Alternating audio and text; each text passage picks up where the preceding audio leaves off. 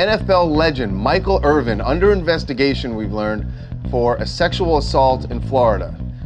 It's a sordid story, according to the accuser, but Michael's side says there are some huge holes in her story and her credibility. And they both admit they're in the same hotel room real early in the morning in Fort Lauderdale.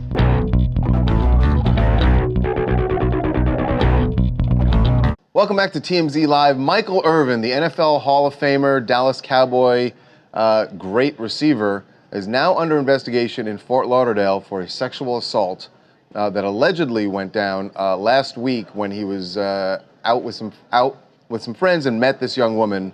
They ended up back in his hotel. Both sides agree on that. Even Michael's side admits that he was in the hotel room with her, but there are some details that she has that are completely different. Radically different. So she is saying that they were at this club in Fort Lauderdale until about 4:30 in the morning, and they went back to his hotel. She started feeling woozy. The last thing she remembered was him fighting him off, and that's the last thing she remembered. The next thing she knew, she woke up.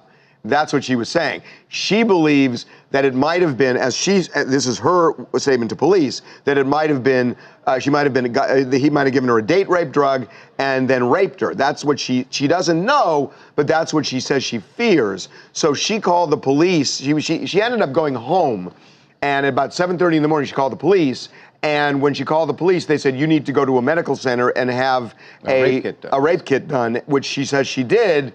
And the police are now investigating. She went home barefoot in an Uber, just to add that part as well. Okay, so his story. She said that when she did wake up in the hotel room, she thought she saw Michael was about to leave without saying anything to her. Michael is saying something very, very different. He says, yes, I was at a bar with a group of people. She was among them. He says at about 4:30, he went back to the hotel.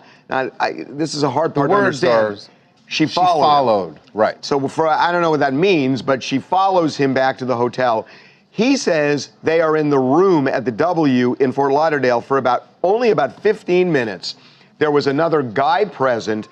There was no sexual contact whatsoever, he says, and he had an early flight, so he left to check out, and she walked out, and that's the last he saw of her. And Harvey, they're also making the point that they say she was extremely intoxicated, and when she made the report, she said, I don't really remember exactly what happened. So they're kind of saying, well, then it's kind of tough to make these allegations against Michael. Now, remember that there was a rape kit done, so that should tell something about whether she had intercourse within a narrow time frame.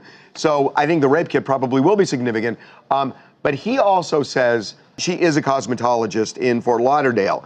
And according to his side, she texted him the next day and said, and this is a quote, come for a facial when you get back to Fort Lauderdale. And the point being that that's a friendly exchange, nothing accusatory, not someone who thinks.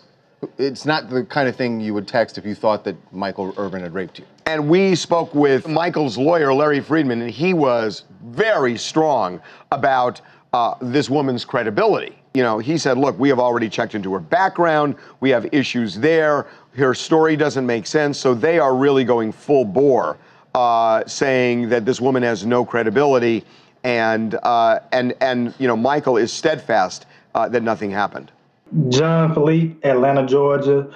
Personally, I don't want these allegations against Michael Irvin to be true, but this isn't the first time he's been accused of rape. It happened in 1997, in 2007 as well, and both times, it turns out he was acquitted and it didn't occur. So hopefully that's the case again now, but we certainly have to take the young woman's side of the story serious in light of the stories like about Brock Turner at Stanford raping women, then at Baylor University where there are 52 alleged rapes in 4 years. We definitely have to take the accuser's side of the story seriously and let the justice system run its course. And if he's guilty, he'll certainly have to pay the piper. And if not, she will have to pay the piper for making false allegations. Yeah. Okay.